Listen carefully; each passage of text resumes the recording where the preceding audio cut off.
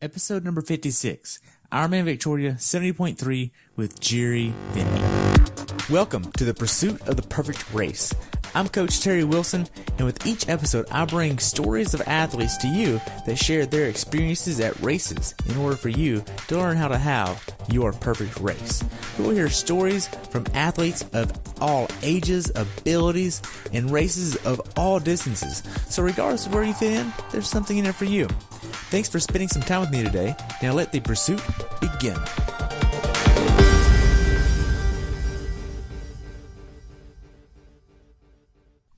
Hello everyone, and welcome back to the pursuit of the perfect race. Today I have the pleasure of talking with my friend Gerry Phinney about his race at Ironman Victoria 70.3 in Canada. This race took place on June 3rd, 2018. The temperature on race day was 52 and rose to 64. The water temperature on race day was 68 degrees. He's been doing triathlons for 5 years now and is also on Team Wadi Inc. This was Gerry's first time doing the 70.3 distance. Welcome to the show, Gerry. I look forward to hearing about your race. Thanks for having me. Pleasure to be here. I'm glad to have you on and look forward to hearing about your race. So what made you want to do this race? It's basically my hometown race. I live on a little island that's about a 35-minute ferry ride from Victoria, where the 70.3 was this past weekend. And it's just a great venue. It's a track that I run around all the time. I'm very familiar with it. So, yeah, since I started triathlon, this was one of the races that was always on the schedule to do. Unfortunately, a couple of years back, I had an injury that didn't allow me to compete in the race. And so this was the year to make it happen. Wow. So how's your training going into the race? My training actually this year was really good. It started back in February. I went to the Team Rock the W Wadi Inc. training camp in Costa Rica and had my the coach Robert Flanagan, the director of Team Wadi Inc., down there going through swimming drills and running and we did long cycling. So this was the first year that I've ever got that much of a head start on the season. Usually training starts, the weather up in Canada, it's mid-April. You might be able to get out for a ride outside. So to actually be outside in February in hot weather and swimming in open water in February I believe made all the difference this year. That's great. Now, do you have a previous background in any of the three sports?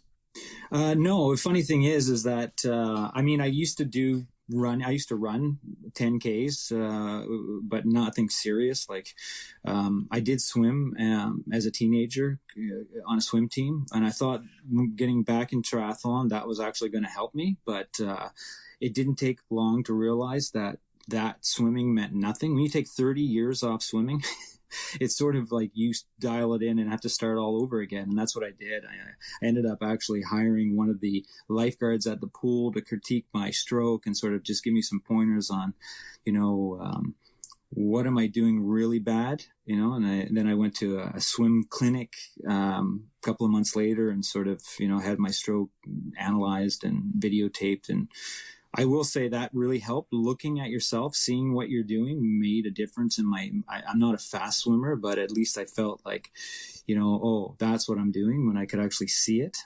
Okay. But no background in any of the three disciplines. Wow. So in regards to your training, did you miss any training going into this race?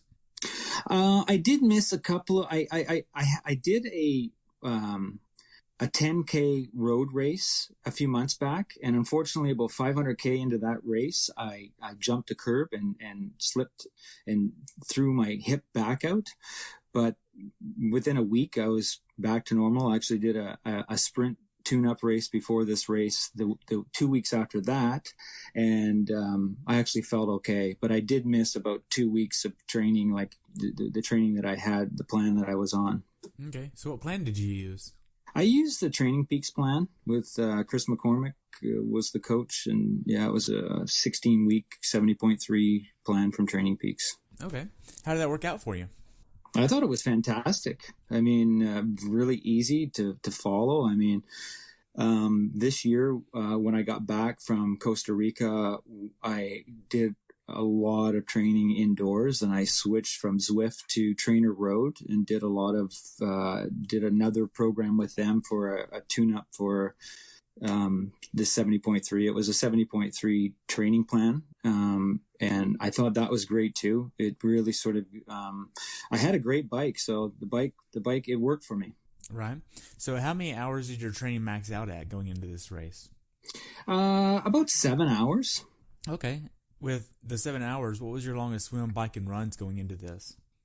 My longest bike, I biked the course the weekend before the race. So that would have been my longest bike, 90K the weekend before. And I run, like I said, it's sort of that track is, I did a half marathon around that track about 3 weeks before that. And my longest swim would have been maybe 2,000 meters about a week before. Okay. So did you do a lot of bricks in training? I had, yeah, at my house, I'm lucky. I have a nice setup where I have the bike trainer and a treadmill basically right beside each other. So I can get off the bike and get right on the treadmill. And this year was the first year that I used the Zwift running app as well, where I would be running, made it a little more interesting, at least, like, as opposed to just running on a treadmill. And, at least I had something in front of me that like seemed like I was going somewhere. Right. But yeah, that's what I did basically until the weather got better. And then I would run outside. Okay. So how much of your training was outside? Basically, for the last like month or so, I've been outside, but not a lot. Like the bulk of it was definitely inside. Okay. Now, when you're outside running or training outside, do you use a road ID? I do. Yeah, awesome. I do. I have the Velcro band one with the silver information. Okay. So what specific workouts did you do that gave you the confidence to go into this race mentally and physically prepared? I think more than anything, it was just drawing on past experience, I like anybody, and not realizing even for the first couple of years that everybody has anxiety going into races. I thought it was just me because, this sport is so individually tuned to to yourself as a person that it's like you think like, oh, am I the only one that is experiencing these sort of thoughts and doubts? And so no, I mean, I did the race a week before just sort of to go through the motions it had been about 9 months from the previous race, so I wanted to do a couple of transitions and just sort of go through the motions. But I try to keep myself in a condition where I could race at any time, basically.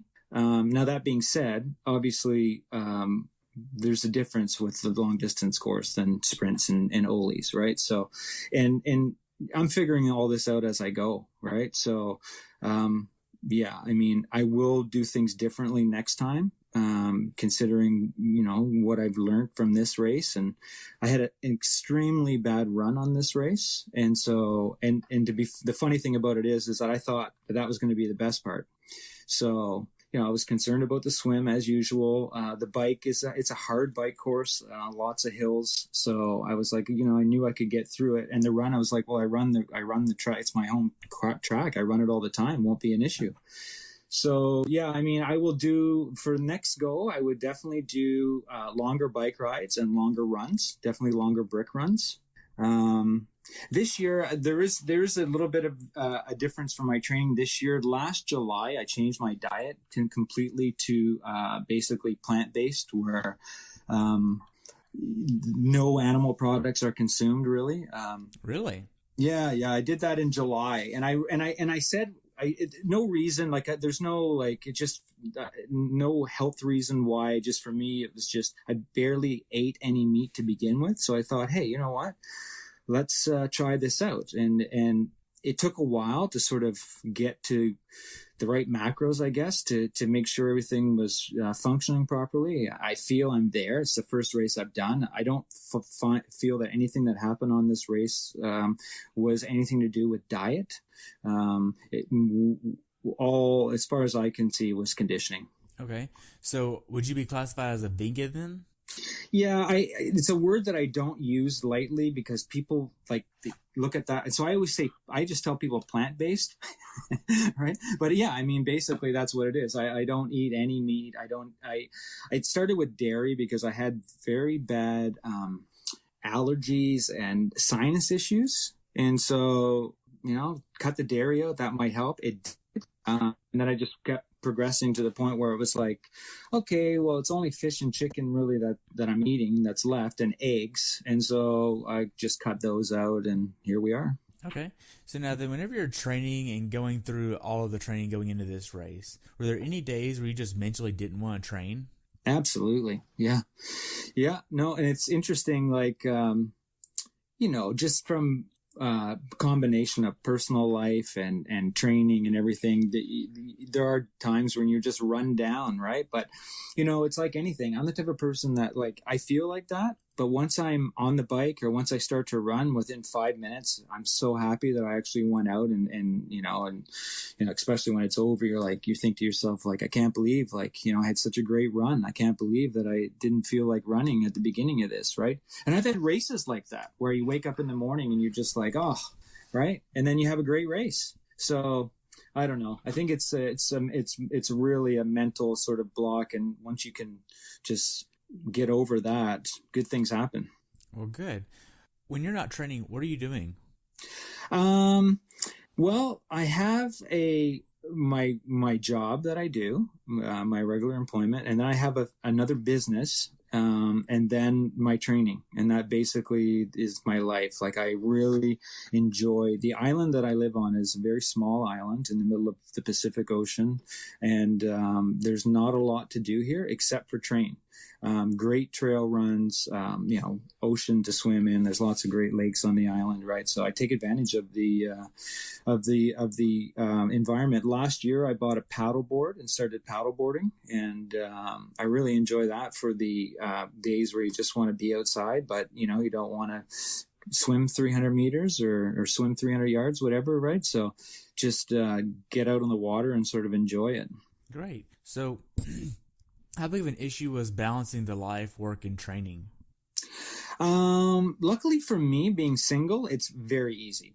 And this is the thing that I explain to people that ask me that want to get into triathlon or even just get into shape. Like, right? I mean, I'm lucky that I'm able to dedicate as much time or as little time as I want. And I don't have family commitments where, that could be an issue. So it's really, the balance is just a matter of me balancing everything for myself. And I don't find that an issue whatsoever. Okay. And this was your first time doing the 70.3 distance, right? That's right. Yeah. I did a 5150 Ironman in 2016. And, at the time I was like, I did a couple of sprints before that and an Olympic. And I was thinking like, 5150, thinking it was some big thing as well, not realizing Ironman names it that, but it's basically a standard triathlon. So it's just basically an Olympic? Yeah, well, it's like it's a 1,500 meter swim with a 40K bike and a 10K run. And Ironman calls it 5150. They don't do them anymore. They only actually that's not true. They do. There are a few of them still around, but they're kind of phased out. Okay, I believe that actually started in Boulder because the elevation there at Boulder is 5150, and that's why they have that name for that distance race, and that's why. Kind of how that came about, I believe. I could be a little bit wrong there, but that's what I understand. Interesting. Yeah, no, I have no idea. Yeah, what was your mindset going into this race? My mindset was really sort of, let's see where your fitness is at. I wasn't putting a lot of expectations on the race, to be honest, because I really don't find I'm in good shape until mid-August, right? So beginning of June race to me was sort of like, okay, let's see where we're at. I didn't put any pressure whatsoever. Okay. Now, what was your taper like? Well, that's interesting because, the taper didn't go according to plan because of the injury that I had a couple of weeks before that. And then doing the race 2 weeks out before this, sort of the tapering was not according to the plan. I sort of, threw that out the window when I did the race a couple of weeks prior and just, coming out of that race, I was feeling good. So I just continued on with the bike ride that was on the plans, and I missed one of the longer runs, just I couldn't make that day. But I felt like I honestly felt like the tapering wasn't proper. Okay. So now shifting a little bit to the actual race, when did you start traveling to the race? I know you stayed pretty close to it, but did you get like an Airbnb or hotel over there? Yeah, no, I stayed in a hotel the day before the race. So the hotel is, it's the Howard Johnson's, which is basically right beside the lake. Now, we're right beside where transition, and there's only one transition for this race. Now, unfortunately, thinking that was going to be the easy way, in hindsight, I look back on this and say to myself, I could have stayed anywhere because it didn't matter. I ended up taking there were so many people and parking was so bad that I ended up making the decision to take the shuttle into the race in the morning, and it was a really bad mistake.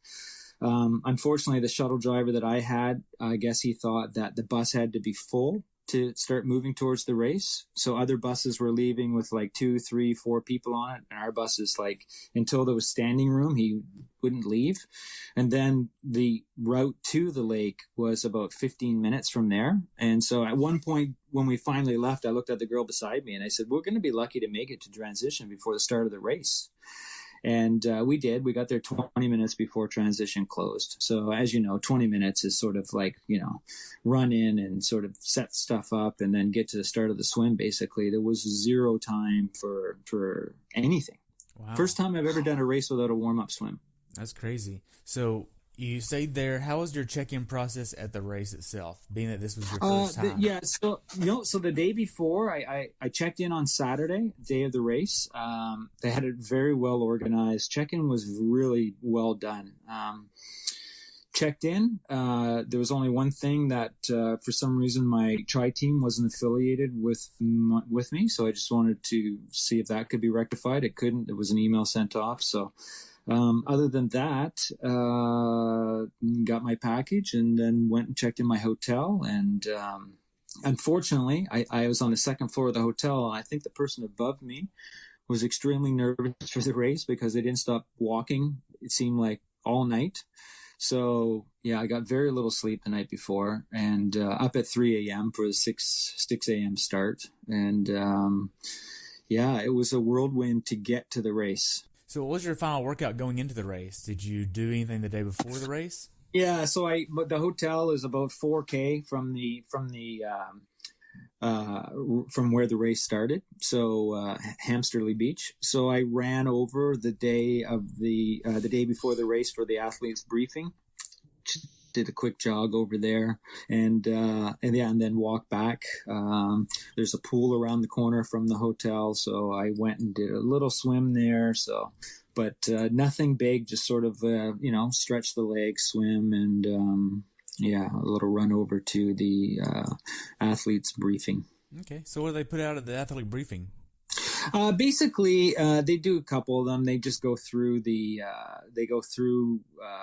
some of the rules. Triathlon BC officials are there giving some of the rules on the drafting and talking about the penalty tent and what will happen if you do this, what will happen if you do that.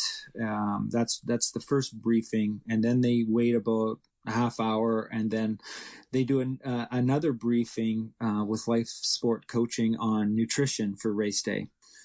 Just going through what nutrition could be used for 70.3.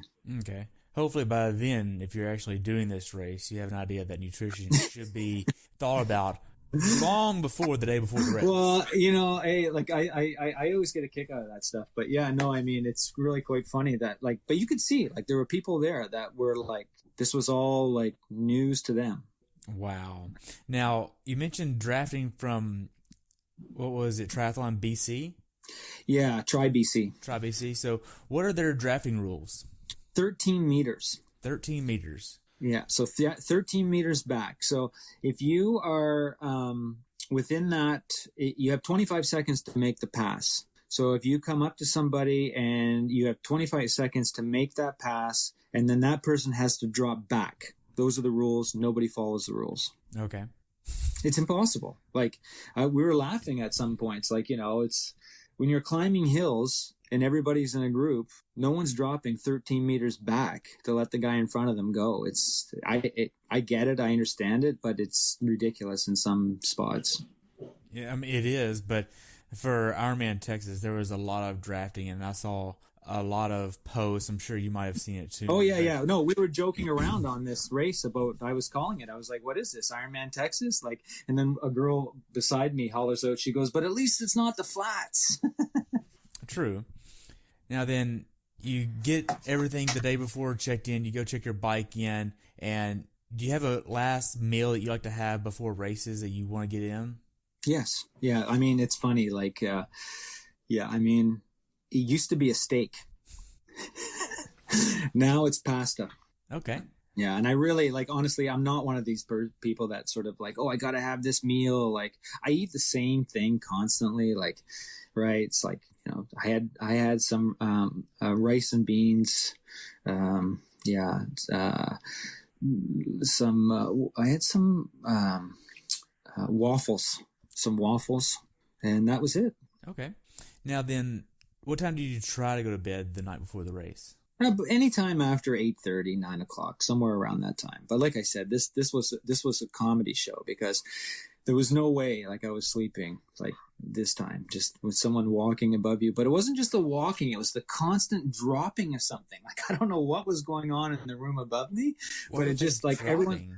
Well, it was like a loud bang. Like every once in a while, you just hear like a loud bang, right? It was like, oh my goodness me, like what is going on up there? But yeah, no, I just cranked the air conditioning up and turned the fan on and tried to drown out as much of the noise as possible. And I ended up falling asleep because my alarm went off for 3:05, and I woke up and I was like, okay, guess I fell asleep. Man. So now then, you get up the morning of, what's your race day ritual before you leave the hotel room look like?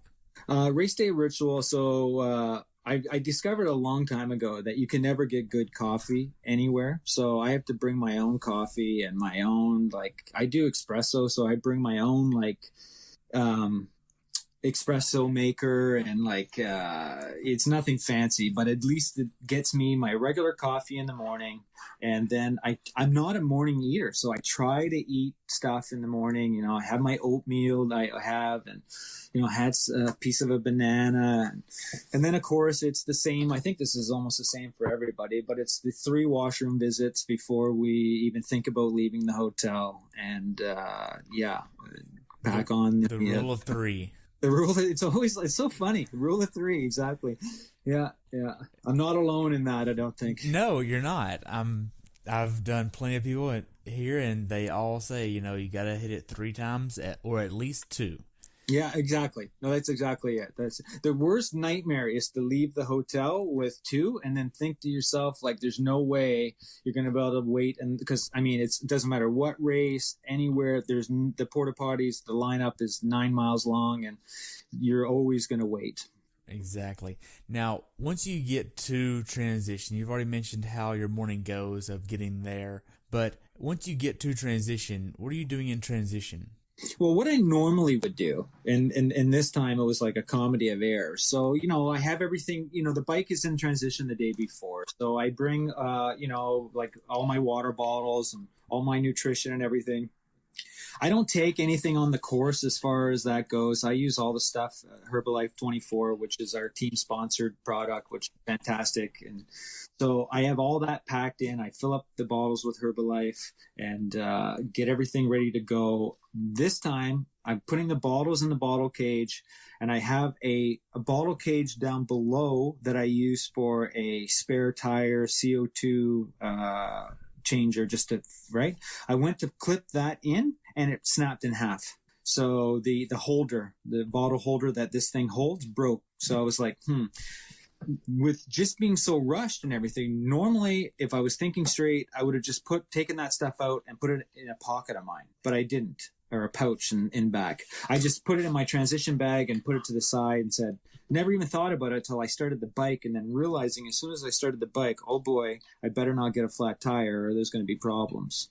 Right. Did that raise your anxiety levels at all going into the race? Or did you Thank just goodness say, it didn't. Yeah, no, I'm honestly, when I walked into transition with 20 minutes to go, it was like, oh, and then once I got the swimsuit, once I got the wetsuit on, and literally, the pros had already started that by this time. We were starting 10 minutes later. oh, wow. Yeah, like, so the gun went off, the pro men are off. I'm standing in the porty potty lineup now, and waiting in between, and the women go off. So my whole routine completely out the window. It didn't raise any anxiety, because by that time I realized, like, I'd lost all that on the bus ride to the race. Man. So once you get to your bike, are you putting a certain PSI on your wheels for this race? Yeah, 120. I have a little, I usually bring my own pump. This time I didn't, because I saw that they had so many of them there. But I do have a gauge. I checked at, 120 PSI. I make sure that I have a speed fill water bottle on the front that I use, that I make sure that I fill that with just water. And then I have, my nutrition. That's all that I put in at the hotel, and sort of just pack on and just check everything. And then normally I would, once I get everything set up on that, I would put the wetsuit on and then try to swim for at least 10 minutes and get stretched out and do a warm up, and then come back and then just wait for the start. But that was definitely not, the age groupers had to be out of the water at 5:50. And that would have given me 10. That would have given me. It was impossible, because I didn't get into transition until 5:40. So there was no way I was going to be able to get changed in the water and out in 10 minutes. It just wasn't happening. Okay, you mentioned your nutrition a little bit. What nutrition are you using, and do you have a certain number of calories per hour you're trying to get on the bike? Yeah, I try to get about 300 an hour for me. It's interesting, like. One of the things with me is that, like, when I started this triathlon sport, I was a much different person. I needed a lot more calories back then. I was 260 pounds, so I needed a lot more calories than I need at 170 pounds. So things have changed for me in that aspect. I'm good with 300 calories an hour now on the bike, and I maintain that. I felt great on the bike. Didn't have any issue whatsoever. And that's what you weigh right now is 175? Yeah, 170. Okay, 170. Yeah. Now, what nutrition plan or what nutrition are you actually using, though? Herbalife 24. Okay, and they have enough calories where you can get it throughout the course? And I use some goo gels as well. I mix those with the Herbalife. So I mix the gels and the Herbalife all together in one bottle, and then I just shake it before I take a sip. And then my goal is to finish that bottle before the bike is finished. And so, it's 800 calories in the bottle basically, and between 800 and 900, I guess. And I try to finish that off. And that way I don't have to play with the packages of the gels and then take the drink after and everything. And, as long as you shake it before, I find it mixes it well enough. There is always a bit at the bottom of the bottle, but yeah, I can usually get that out in the last couple of sips. Okay. Now, what kind of bike do you have? I have a Guru. It's a Canadian company that Cannondale bought a couple of years back now. They don't even make the bikes anymore. It's a CR501 is the model number. I've had the bike for a few years. I've, over the years, I've changed different things, changed the head on it, the wheels. And for me, it's great. I mean, if I had endless money, I would have something else, but, I like it. It's helped me a lot. I make up a lot of time on the bike. You mentioned wheels. What kind of wheels do you have? I have the wheels that I have are Easton wheels. Okay. Yeah. How deep are they? 65s, I believe. Okay. Did you find that was too much or really good for this course? It's actually really good. I mean, I would go next year I will go to the Night Composite 65-95 setup. That's what I'll use next year. But this is what I have right now. And when I lived in Vancouver, there was certain places that I went that I found made a huge difference, like with crosswinds, but this, I didn't find any problem. There was hardly any wind during this race. Okay. So what time was your swim starting at? It was a rolling start. Okay. So the first group started at 6:10, and I slotted myself in the 40 to 45 minute mark. I knew I could swim faster. I have an issue where I constantly get a cramp swimming. It could be within the first 500 meters. It could be at the 1500 meter mark. In this race, it happened to be at about the 1900 meter mark. I could see the bottom of the lake, and I could almost stretch out and reach the beach, and the cramp came, right? So, yeah, it's interesting that that happened. But, yeah, it seems to be an issue that I constantly have. Okay. Walk me through the swim course. Swim course was probably one of the easiest swim courses you'll ever do. It's 1,000 meters straight out, 100 or so across, and then the rest straight back in. So it's basically an out and back swim. Okay. No issues sighting there or anything? No, I mean, this is like a lake that I swim in like every couple of weeks, right? So, I mean, I know the lake pretty good. I've done probably 4 races in this lake in total, right? So, there's a highway on one side, so when you're going out, like you can see where you are. Sort of, I try to follow who's ever in front of me, basically, and and gain some drafting on that person. And if I thinking about it all over again, I probably would have. I didn't even really try during the swim. I just took an easy swim and just kind of. I think the rolling start sort of put you in that sort of mentality, right? It's not like this, like, oh, we got to go. You just kind of walk out and go, right? So, and especially if you seed yourself back like I did, I mean, where are you going to go? There's so many people in front of you. You're not swimming up passing all these people, right? So I just stayed on the guy in front of me or the girl in front of me, not sure who, and I was swimming on the inside. So I and that's what I always try to do. I try to stay as close to the buoys as possible, so I'm not wasting energy and time. Sometimes I'll look on Strava and I'll see like, oh my God, it was a 750 meter swim and you swam 1,600 meters, like zigzagging all over the place, right? So yeah, I mean, like it's happened. So this race, I only swam 1,935 meters. I looked on Strava. There was only one little spot around the second buoy where I got the goggles kicked off, and I had to stop and sort of egg beater and grab my goggles, put those back on, and continue to go. And that's where I could actually feel. That's when I felt the cramp come on. Like I could feel like, oh, because I was in that steady motion, and then I did something else, and so I babied it from there to the very last second of the very last buoy where it finally took a hole. Okay. Now, you used a wetsuit for this course because it was 68-degree water. What kind of wetsuit did you use? I've had the same wetsuit for a couple of years. It's a Blue 70 Helix. And I can honestly say, like, I've had other wetsuits, and this wetsuit is unbelievable. Yeah, I mean, there's a reason why everyone loves Blue 70. I feel like just in the shoulders, like, you don't even feel like you have a wetsuit on. That's great. Did you use a certain type of goggles too for this course? Yeah, I mean, I don't know what it is with my goggles, but I have to use the Vista Aquasphere as the only goggle that'll work with me. There's not a I've probably spent $1,000 trying to find a pair of goggles smaller that'll work without leaking, but my eyes and the way my eye sockets are, I need to have that mask around. There's no other way. Wow. Did you use tinted goggles or clear goggles for this course? I used a pair of tinted only because I buy a new pair of goggles for every race, and they didn't have a clear pair. And so I would have normally used the clear pair because it was an overcast morning.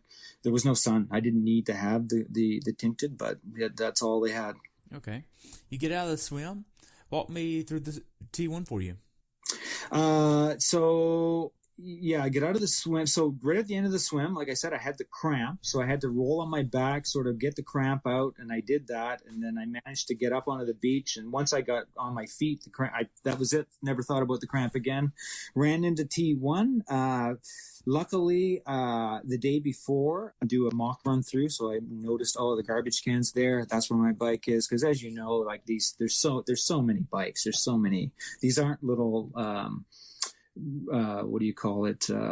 Sprint races that I usually enter, right? So where you can see, oh, there's my bike. So, got to my bike and, I wear earplugs. So I pulled the earplugs out because I have in the past been like 10K out on the bike, realizing, oh, I still have my earplugs in. So then I reached down to put my shoes on, and I usually wear socks. Oh, no, sorry, that's T1.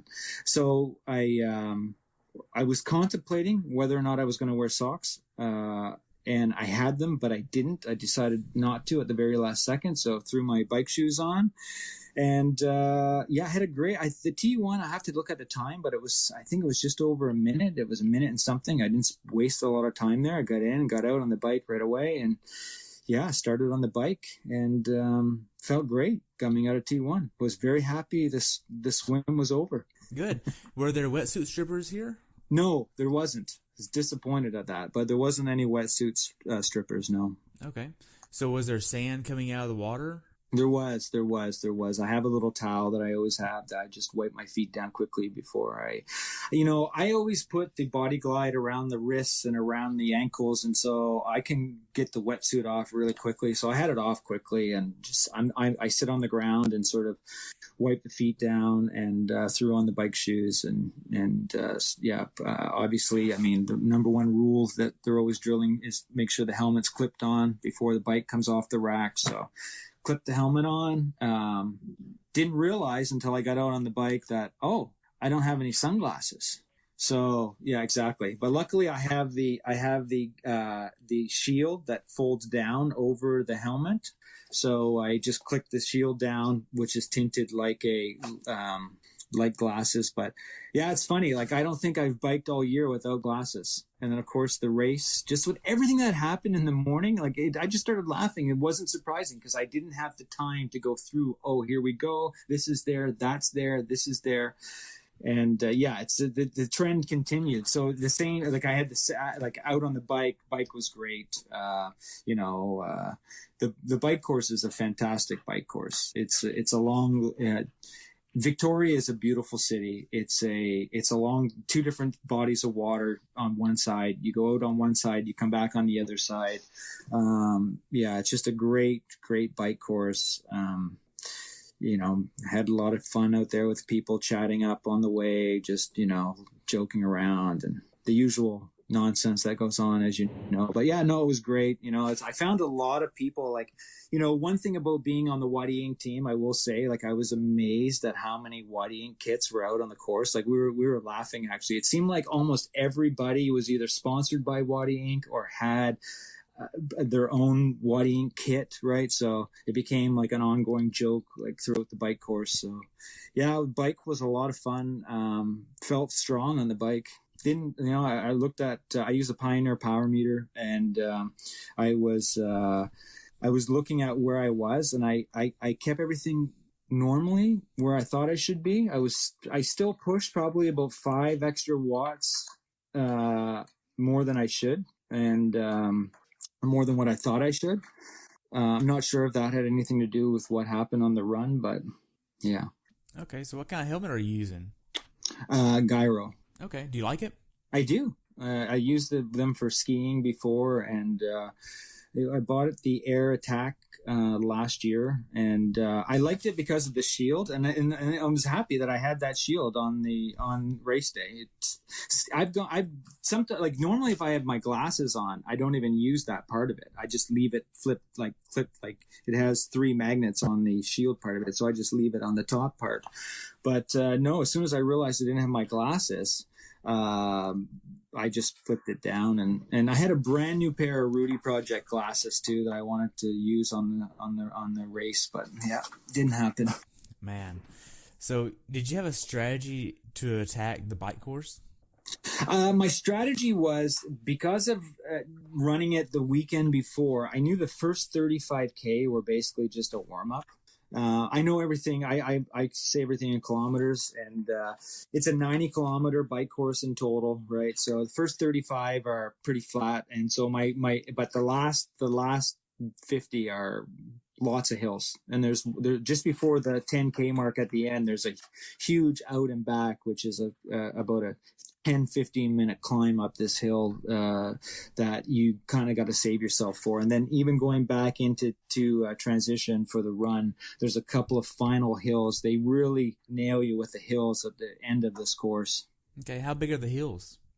I think it's a 16% grade. Wow, that's a massive hill. Yeah, no, there's the funny thing, like Vancouver Island is known for hills. I mean, that's all there is. It's all hills. There's no flats. It's hills upon hills upon hills. And the running's the same thing. Like even the island that I live on, it's hills. If you go for a run, you're running some sort of hill somewhere. Okay, now you had mentioned that you want to hit 900 calories or for the bike ride, right? Yeah. Now, how well did you execute that plan?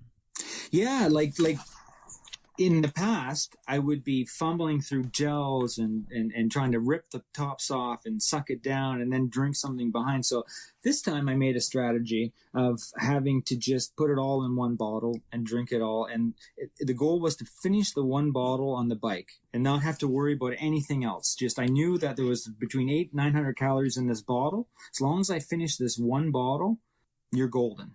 Okay. And so that's what I did. Did you have any left over? I did. Like I had a tiny bit of sediment in the bottom of probably about at least a half a gel was stuck in the bottom of the bottle. Okay. Now, did you want to have a certain FTP or a certain percentage of your FTP or a certain cadence you were going off of? What did that look like for you? Yeah, like for me, it's like about 85-90 cadence wise. And I did decide not to worry about the exact power number, just to focus on being in a certain percentage. So I was looking at as long as I'm somewhere between 80 and 85%, if I can just keep it in there.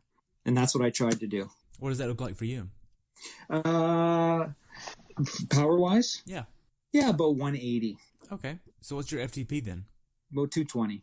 Okay. So we're almost on the same level then. Yeah, just... Okay, so the final few miles of the bike ride, do you do a type of transition to help prepare you for the run?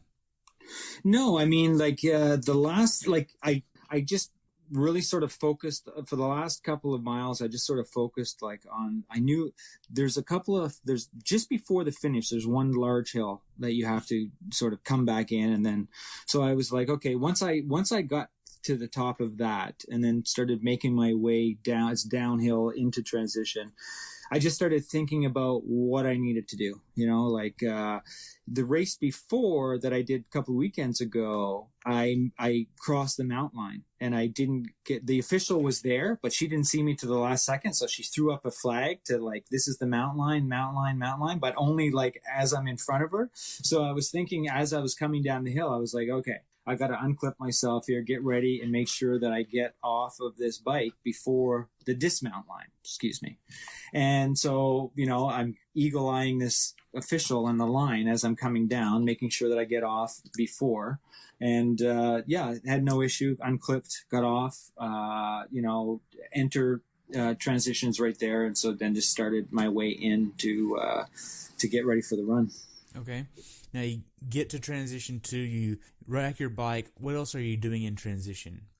Okay, so I rack my bike, and the thing is that because of over the years of all these issues I've had with calf cramps, I wear compression for my calves. And so I actually put those on during the swim, so I wouldn't have to take time during T1 to put them on. So they're still there for the bike, which is great. So this is where it gets really funny. So I normally wear socks for running, and I look and I see that in the whole haste of the morning, oh, I've forgotten to put my socks out. So I'm like, well, what are you going to do? Right. So I just threw on my shoes and away we went. And, you know, I carry a Nathan hand bottle for running. And so I have a gel in that, and then more Herbalife 24 for the run. Wow, so you did the entire run with no socks on, and this was your first time running that far without socks. Yeah, exactly. Yeah, I mean, it was like, I just said to myself, well, you can't, like, I don't have, there's no way I'm going to be able to get socks. I'm not going to get a DNF for no socks, right? So make it happen. Wow. Did you have a certain strategy or a certain way you wanted to attack the run? Um, this is the thing, is that like running this course all the time. Okay. I know it like the back of my hand. So for me, it's just about getting out, getting the first 5K in. I always feel like a little heavy for the first 5. And then after that, I loosen up and I get into the pace, and it's never an issue to sort of keep it going. But it was an issue this time. Really? Oh, yeah. No, I had the worst run ever out of any race ever at all. Yeah, I mean, the first 10K were manageable. The second half of it, the last 11K were, let's make this happen and just get to the finish line. Wow. Now, did you have any cramping or GI issues on the run? Oh, I had serious cramping on the run. Yeah, basically, both calf muscles started cramping, and then I had some thigh muscle cramping. I really believe that on the left side, once that cramp happened in the swim, I got out on the bike and everything seemed fine, but it obviously came back.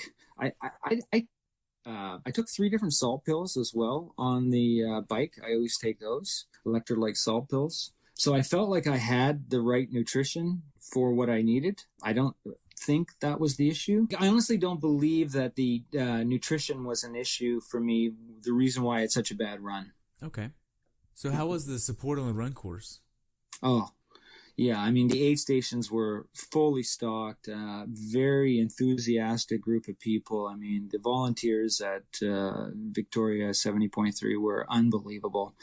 I mean, volunteers, they're always fantastic, but I just felt that this group of volunteers, whether you were at the bike aid stations or whether you were at the run aid stations, people were so happy and excited and just enthusiastic about being there at the race and just helping everyone sort of like get to the next aid station or whatever they needed to sort of, I could hear other conversations happening around with people and motivating people, and it was awesome to see. Great. How are the aid stations on the bike? No, they were fantastic. Yeah, same thing, like long aid stations. So if you missed something, you had a second, a third, and sometimes a fourth opportunity to grab what you needed, right? So yeah, I mean, they were very well organized. I can't say enough about the aid stations. That's great. Now then, as far as getting to the mile, say 10, or in your case, probably around kilometer number, what would that be, 18 or 19? How was that for you? Oh, it was hell. That's when I realized, like, okay, like I've never had to dig that deep before to sort of make it happen. Like funny thing going into this race, like a friend joked around about the half marathon, right? And he knows that I'm a runner, and just we started laughing. I was like, I said, I'm not worried about the run. Like I'm never concerned about the run, right?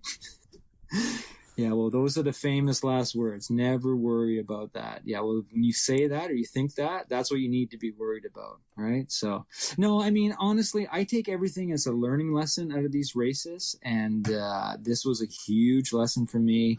I plan on doing 70.3s for a long time, so I'm going to learn from this and make changes and adjustments and sort of move forward with it, right? I mean, it's one thing to do sprints and Olympic distances, but it's another thing to step up to the long course. Wow. Now, mentally, how hard was this race for you? The only thing that was hard was swallowing the pill that I wasn't going to finish in the time that I wanted to finish. Like when I got onto even the first, like when I started to fall apart on the run, it was sort of a progression from there of realizing like, oh, this is not happening today. Like you're going to just finish this race today. Right. So there was a couple of times where I was cursing under my breath, like, on the run to myself, sort of thinking like, how is this happening? Like, right. So yeah, no, I mean, and it's so funny that you say that kilometer 18, because I mentally remember coming around and the way that they had the Ironman signs out marking like, kilometer 8, and then it would be the next one down would be kilometer 18 or whatever for the second lap, right? And I remember seeing that kilometer 18 marker, thinking to myself on the first run go around, thinking to myself, oh my God, I've got to go around this lake again. And then even when I get to this kilometer 18 marker, I'm still going to have another 3K to go. Right. So no, it was sort of one of those moments where it's like, it was the first time in triathlon for me where it was like, wow, you need to work a lot harder than you've been working. Wow. Now, the last 800 meters of the run, how was that for you? Easy. It was right. It was because because there was a lot of people there cheering you on coming through, even though the finishing chute was only so long. The trail had a lot of people along the way, and with my bib out, people were calling my name, like, you know, saying, "Go, Gerry! Like, you got this! Like, let's go! You can make it happen!" Right. So it was motivating to have people yelling out your name, sort of getting you to the finish. Right. Yeah, I mean, there was no doubt in my mind that I was going to finish the race. The doubt was that you're nowhere near the shape that you thought you were. What was your goal time? My goal time was somewhere between 5 and 6 hours. Okay. And you ended up getting about 6.5? Yeah, 6:20, which seems like I'd never seen a 7:25 pace before running per kilometer. Like I didn't even know what that was. And you found that on race day? Yeah, exactly. Man.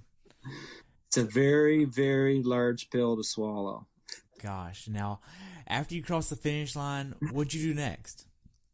Oh, I wanted to see, like, because the time above me said something. Because of the rolling start, the time above me, like when I came into the finishing line, said like 6:50 something, and I knew it couldn't have been that crazy, right? But because of where I seated myself in the swim, that was just the time of the entire, since the beginning of the first, when the gun went off, basically, right? So, yeah, no, I mean, I just basically down some water and then quietly made my way to transition and packed myself up and went back to the hotel, showered up, and then had a couple hours before they were going to do the award ceremonies, and I wanted to come back for those, and I did. I came back and supported my teammates that had much better days than I did. And I mean, it is what it is. You only have one first 70.3. Right. Now, after the race and after you got back home, not the hotel room, how was your recovery process? Recovery process was fine. I mean, I'm still waiting for my calf to reattach itself to my leg. Hopefully that'll happen in the next couple of days. But no, I feel like it's funny. Other than that calf that cramped on the swim, I feel fine. I don't feel, I'm not sore really. And, you know, I take really, like, the next day. So one thing I didn't say was the Monday, because I stayed in Victoria for the next day. I went right away to the pool. I did a swim early in the morning, and then I did some steam hot tub sauna. I have a routine that I sort of roll through those things for about an hour, and then so I did that right away the very next day. Okay. Now, if you could change one thing about your race, what would you change? That's a really good question. Because I'm not sure where the change I could make would make a difference. That's the thing. Basically, I think my strategy on the run might have been a little bit different, but yeah, I don't know if that would have helped at all. Maybe take it a little bit easier on the bike. Like, stick to the weekend before, I stuck to 176, and I got off the bike feeling I could run a half marathon with my eyes closed. So I don't know. I'm not sure where everything went so sideways on me. Okay. Now, looking back on it, how well prepared do you think you were for the race? I wasn't prepared enough. I really sort of, because of if I had to do all over again, I wouldn't have run this 10K road race a month ago, because that's what sort of, I was doing great until that race. And then I jumped the curb about 500K into trying to get around somebody, and I threw my back and my hip out, and that, really sort of curtailed the training for the first triathlon of the season that I did at Westwood Lake, getting prepared for this one. So it set everything back by a couple of weeks. And yeah, it was kind of like one of these things where at work we had a team.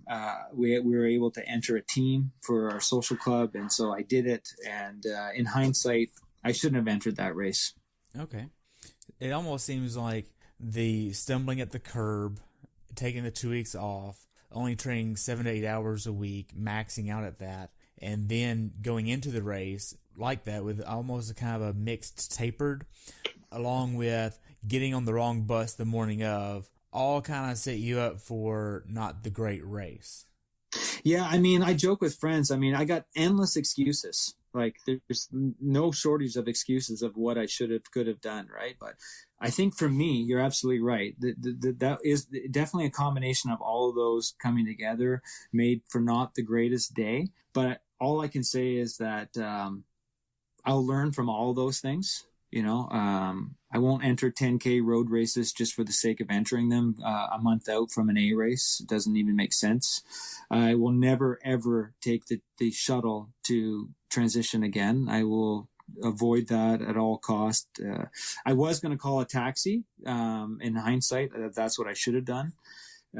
At least it would have given me a couple of more, like even 10 more minutes that morning up, just to jump in the water and sort of do something, Yeah, I mean, the golden rule is to never swim without a warm-up swim, right? So, all right. What do you do? Now then, what's something that you learned from this race that you'd like to pass on to someone who hasn't done this race before? Let's see. I would say definitely get to know the bike course, because it's deceiving when you look at it. Even when you see a graph of the elevation, it doesn't seem like what it is. And the other thing I will say is that have a friend or a family member drive you to the start of the race in the morning. Do not depend on the shuttle system. Okay. Now, how could Ironman have made your race experience better? Yeah, I mean, it's interesting, like I thought about that. Ironman actually did a great job. The only thing is I honestly believe the shuttle driver that I had didn't know his way to the race and was waiting for another shuttle to drive in front of him to show him the way to the venue. So, I mean, I'm not sure if that's an Ironman thing or the people that were hired by the bus company or what, but yeah, it just seemed odd. And I wasn't the only one that was thinking this, right? When bus after bus is leaving with like 4 or 5 people, and we have a bus like with athletes on it, that's like, he's having to tell people to get off the bus because it's too full. You don't need to wait until the bus is full to leave. Gotcha. Now, we covered a lot about your race. Do you have anything else you'd like to add? No, I mean, for me, I think I'm really happy this year that I got selected for the Waddy Inc. Team, and the fact that, all of us that are a member of that team are very passionate about the brand and the sponsors that we have. We're very lucky to have those sponsors. And yeah, I mean, basically for me, it's I just feel very fortunate that I'm a part of that group. Wow. So what's next for you? Well, I was going to do 70.3 Whistler, but unfortunately that's sold out, so that's not going to happen. So it looks like next is going to be Xterra Victoria on the 24th of July. And that's going to be, I guess it's a championship series, they call it. So it's a standard triathlon distance. Okay. When will you be going back to the 70.3? Well, that's interesting, right? So, yeah, I mean, there's only 2 70.3s in Canada a year, and there's that actually in BC. There's another one out at Mont Tremblant. I guess they do one there as well in Quebec. But yeah, I'm going to go back as soon as possible. I'm going to take a look and see what goes on down, somewhere close to me here, and travel to the States and do something. Gotcha. What's the funniest thing that you saw on the race course? The funniest thing I saw on the race course. That's funny. That's a really good question. Sorry, I'm just having a blank moment because there had to be something that stood out. Anything on the run course, like spectators holding signs or anything? Yeah, it's funny because like I was telling you about the run race that I did a couple of weeks prior. There was a lady that had a sign that she was holding up that said, "Worst parade ever." Okay. As we were going by. And so on the bike course, I saw her again with the same sign. And so I actually yelled out to her and I said, "Hey, I saw you a couple of weeks ago with the same." It's just a funny sign, right? Worst parade ever. Gotcha. So I guess that's it. That would be the funniest thing I saw. Wow. So how can athletes follow you? Well, they can follow me. Probably the best way is go to the website, www.grpracing.net. And you can go there, and it's something I've just started up, but all my social media contacts are on that site. Okay. So I only have one more question for you, and that's, what's your definition of a perfect race? I don't know if there is one. You know, I was thinking about that when I was looking at your podcast site the other day, and I was like, that's a great name, In Pursuit of the Perfect Race. Like, I mean, it's like for all these things to come together on race day, right? I mean, yeah, I mean, honestly, I the way I look at it is that even though all these different things happen to you during these races, they're all perfect in some way. And maybe imperfect, but you know, I had fun. You have conversations with people that you know, motivate them to get through their day, and everybody sort of feeds off everybody. So, yeah, I mean, the perfect race is going to be something that I'll probably work many, many, many years to achieve. So I have no idea what that even looks like. Wow. Well, I hope you find one in the future. Yeah, me too. I just want to get, how about this? How about getting to the race? Just getting to the race, just getting to the start line, making that transition perfect. Just let's start there. Well, that's a great starting point. Yeah, true. Awesome. Well, I just want to thank you so much for your time, Gerry. I've really enjoyed hearing about your race and your experience at Ironman Victoria 70.3, and hope to have you back on after your next 70.3. Hey, I really appreciate everything and taking the time, and it was a pleasure talking to you today. Awesome. Well, you have a great day, okay? You too. Take care. All right, you too. Thanks for tuning in today. I hope you were able to learn something from today's episode. If you enjoy the show, please take a minute to leave a review on iTunes or share it with a friend. Be sure to subscribe so you never miss an episode. If you'd like to see pictures from this athlete's race, learn more about who I am, what I'm doing, or be on the show yourself to share your story, check out my website at CoachTerryWilson.com. Until next time, continue the pursuit.